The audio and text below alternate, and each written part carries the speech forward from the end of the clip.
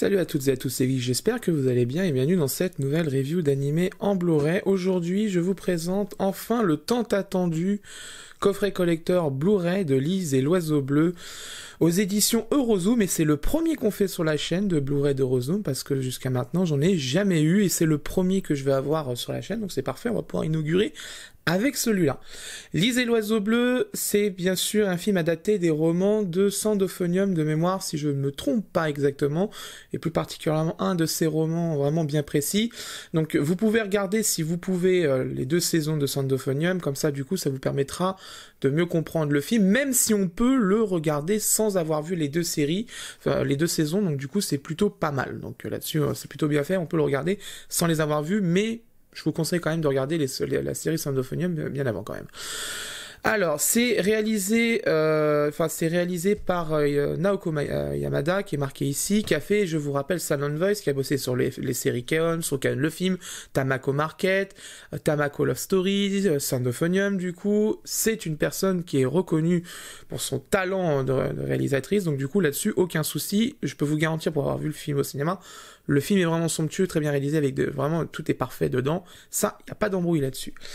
C'est tout droit du studio KyoAni, et on sait que KyoAni, les masters vidéo, c'est toujours très compliqué. Souvenez-vous de Silent Voice, souvenez-vous de K-On!, souvenez-vous du film de K-On! Japonais, souvenez-vous de tout un tas de Blu-ray, souvenez-vous aussi de Violet Evergarden, tout un tas de vidéos de KyoAni posent souvent problème pour le color banding. Vous verrez dans la seconde partie de la vidéo si du coup c'est le cas ou pas. Alors déjà, niveau design, sobriété totale, petit logo Eurozoom en bas à droite, ça c'est bien. Il a été dans la sélection officielle du Festival d'Annecy de 2018. C'est un très bon film, hein, de toute façon, c'est pas pour rien qu'il avait été sélectionné. Face full art, hein, complet, avec le logo ici et le petit oiseau bleu bien sûr. Derrière, on a les petits avis de la presse, hein, voilà, donc ça, voilà, c'est bien. Le speech complet du film, on nous dit que c'est en DVD Blu-ray livré de 36 pages, 3 cartes, donc on le verra tout à l'heure.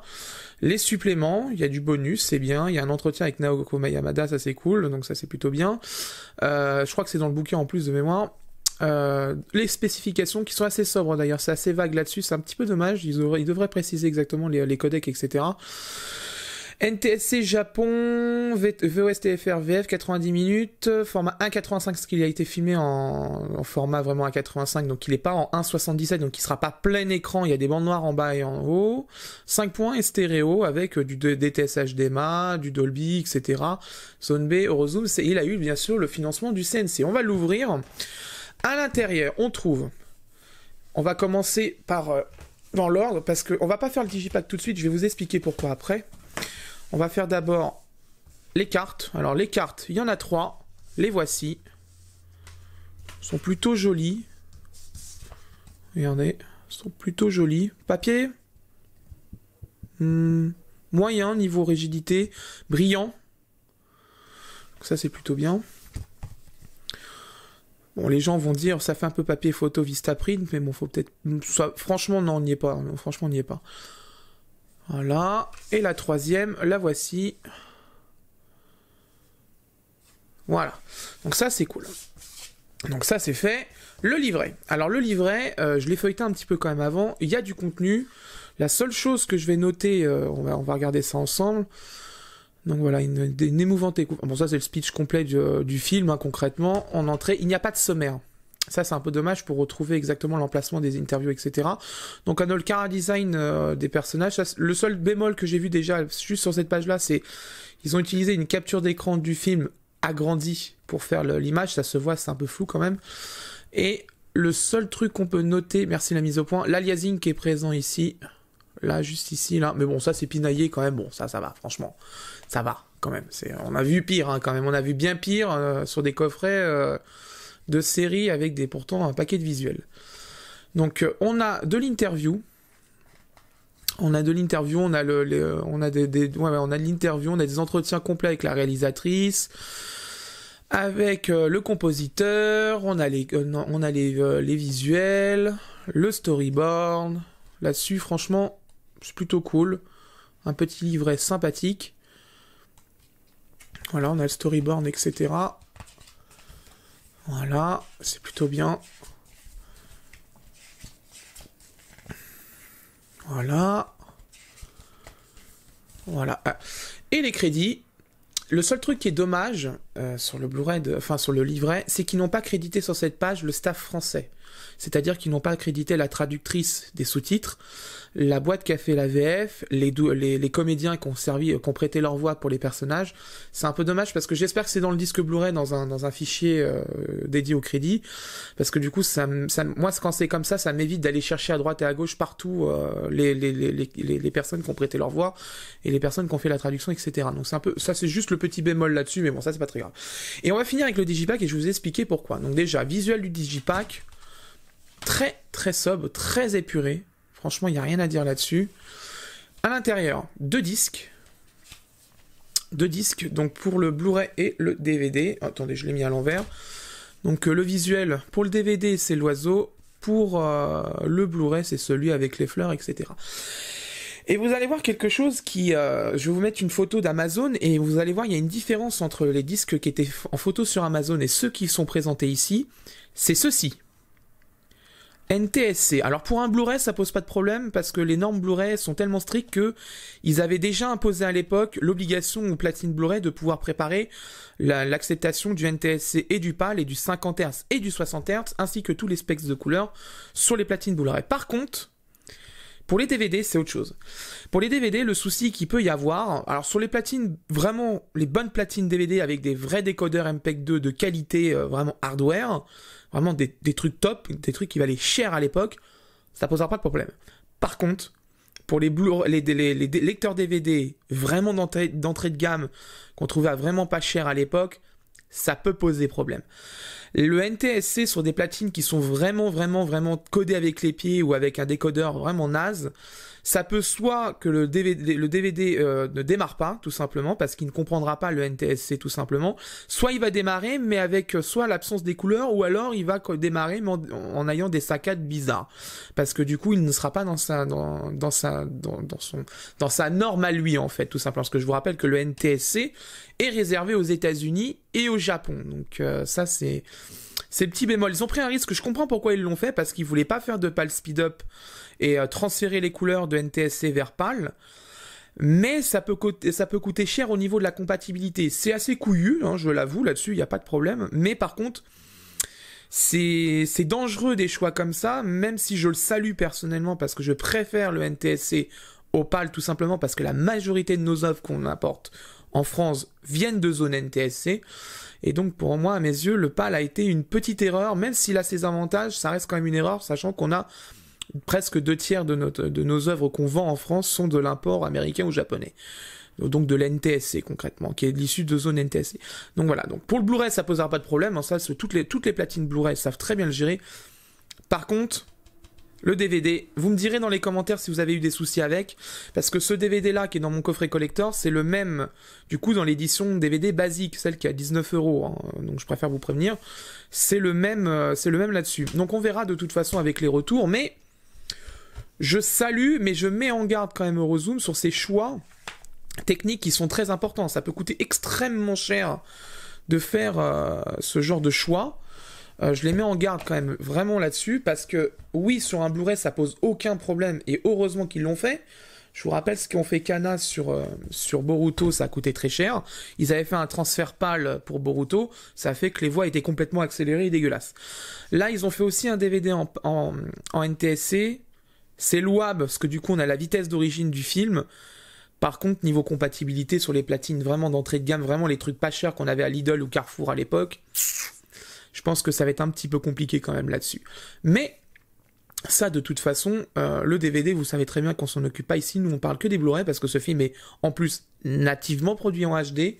Il est dans l'ère des années 2010 de Kyoani, donc du coup, il est nativement produit HD.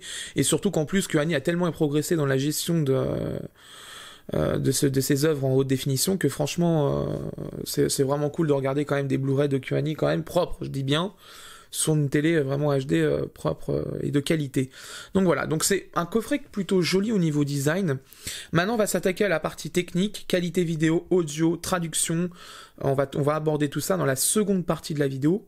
À tout de suite. Bien, après avoir vu le Blu-ray, je peux vous donner mon avis. En ce qui concerne la résolution, nous sommes en 1901 par 1080, mais je tiens à préciser, le film a été produit en 1,85 de ratio, et donc il y aura des bandes noires en haut et en bas, donc on n'est pas totalement en 1080p réellement, mais dans sa compression, la vidéo affiche 1920 par 1080, mais il y a des bandes noires. Un FPS de 23,976 images par seconde, ça c'est bien, on n'aura pas d'accélération pâle comme sur les DVD de certains éditeurs. Une compression en H264 via le compresseur X264, et vous allez comprendre, c'est à son importance ce truc. Un débit en moyenne de 35 mégabits par seconde. Il y a même des pointes à 53 mégabits par seconde, voire même 54 à certains endroits. Quand même beaucoup, et ça c'est synonyme de vraiment d'une bonne compression derrière. J'attendais au tournant Eurozoom pour leur premier Blu-ray sur la chaîne. Eh bien, mesdames et messieurs, nous avons ici un Blu-ray parfait niveau qualité vidéo. Pas une seule trace de color banding sur les 1h30 de film. Pas de pixelisation. Excellente gestion du grain qui a été appliquée par le studio sur le film pour faire un effet. C'est un sans faute, vraiment sur la durée totale du film, c'est un sans faute. Et pourtant, je peux vous garantir, j'ai retourné dans tous les sens le fichier vidéo du Blu-ray et il n'y a rien. Je tire donc mon chapeau aux équipes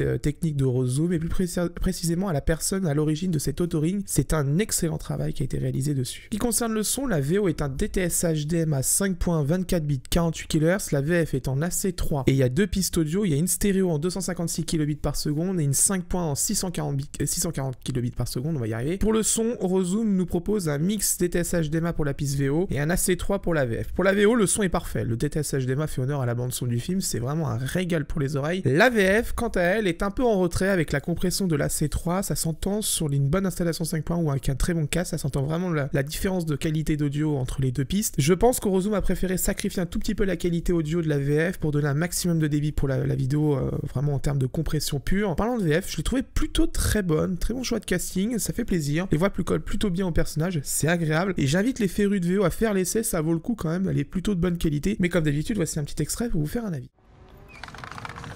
Misoré, qu'est-ce que tu faisais? Je suis allée nourrir les fougous. Vraiment? Tu fais comme Lise. Oui. Tu aimes les fougous? Oui. Je les trouve beaux. Je pourrais venir avec toi la prochaine fois? Oui, s'il te plaît, viens avec moi. Qu'est-ce qui t'arrive? T'as l'air bizarre. Eh bien, j'ai reçu cette brochure. Ah ouais? C'est quoi? Je peux la voir? Bien sûr, tiens. C'est la brochure du conservatoire? Waouh! Attends un peu, ça veut dire que tu vas tenter le conservatoire? C'est Madame Niyama qui me l'a donnée. Elle pense que ça pourrait m'intéresser.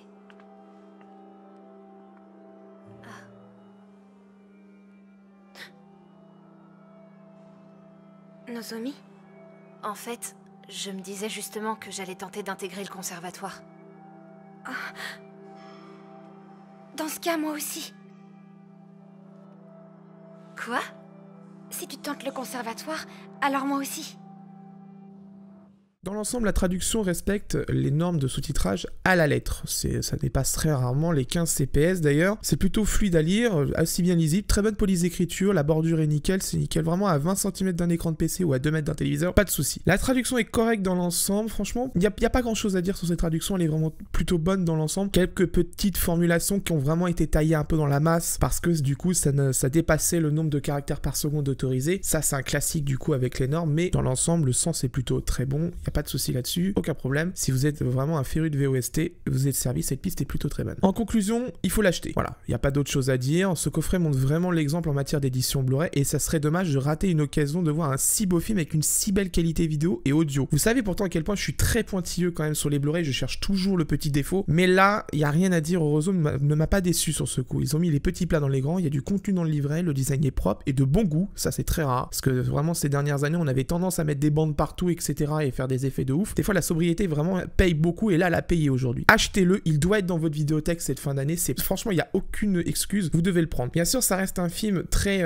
c'est limite de la poésie, donc du coup il risque peut-être de pas plaire à tout le monde. Moi je l'ai beaucoup aimé, j'aime bien ce genre de film, il n'y a pas de souci là-dessus. Peut-être pour des gens qui sont trop habitués à du shonen ou à des trucs où ça explose de partout, peut-être vous allez vous ennuyer un peu sur le film, mais bon, moi je vous invite quand même à faire l'essai, il est vraiment très bon ce film, il faut le voir, vraiment, il faut absolument le voir. Pour le rapport qualité-prix, il est vendu en moyenne 39 € à peu près sur Amazon, ça dépend des boutiques, et c'est d'ailleurs eux les moins chers en ce moment. Amazon le vend 39,99 €, alors que Cultura le vend 45, le même coffret que je vous présente. Pour certains, ils vont trouver ça un peu élevé, mais l'investissement qu'Horrorozone a fait dessus en matière de qualité vidéo, de compression, des petits détails, etc., franchement, mérite qu'on fasse l'investissement. Faut les remercier quand même d'avoir pris le soin de ne pas avoir fait juste une compression bête chez un prestataire XY le moins cher possible et nous balancer une vidéo bourrée de color branding. Souvenez-vous de ce qui s'est passé sur Silent Voice, qui vient aussi des studios KyoAni et qui vient de la même réalisatrice. Hein. Souvenez-vous bien de ça. Là, nous avons l'occasion d'avoir un bon film avec une très bonne qualité vidéo, voire même excellente, elle est parfaite de toute façon. Donc là, franchement, faut les remercier et prendre ce coffret Blu-ray si vous souhaitez vraiment voir le film dans la meilleure qualité possible. Et donc, la meilleure qualité possible, c'est le Blu-ray. Voilà, c'est la fin de cette vidéo. J'espère qu'elle vous a plu. Prochaine vidéo en review, normalement, on aura, si je le reçois d'ici là, le coffret collector 20e anniversaire de Cowboy Bebop. Je l'ai précommandé, il est en attente de réassort. Donc du coup, j'attends tout simplement d'être livré et dès qu'il est, je l'ai, on fera la review tous ensemble parce qu'il a quand même été pas mal retardé celui-là aussi. Normalement, il devait sortir il y a 2 ans, je crois, de mémoire. Et on n'avait pas eu de nouvelles depuis. Et là, depuis quelques mois, les précommandes commencent à se faire, etc. Donc je l'ai précommandé parce que je le veux et je n'ai pas le coffret rouge. Donc du coup, on va pouvoir en parler tous ensemble sur ce coffret de la qualité vidéo de Cowboy Bebop. N'hésitez pas si vous avez la moindre question pour ce coffret, l'espace commentaire est ouvert et restez comme d'habitude courtois, c'est très important là-dessus. Voilà, un petit peu de débat constructif. Je sais que de toute façon, ce qui va revenir beaucoup dans les commentaires, c'est le prix. Donc si vous voulez discuter du prix, il n'y a pas de souci, mais restez quand même courtois. Soyez pas insultants envers Horrorozone, surtout qu'en plus, ils ont fait des efforts dessus. Ce serait quand même dommage de les dissuader plus tard de refaire ces efforts, surtout qu'en plus, il y a la campagne de financement participatif de Promare qui a commencé récemment. Donc du coup, autant les saluer du travail qu'ils ont fait déjà sur Lise et l'Oiseau Bleu. Quant à moi, je vous laisse et d'ici là, portez-vous bien. Ciao.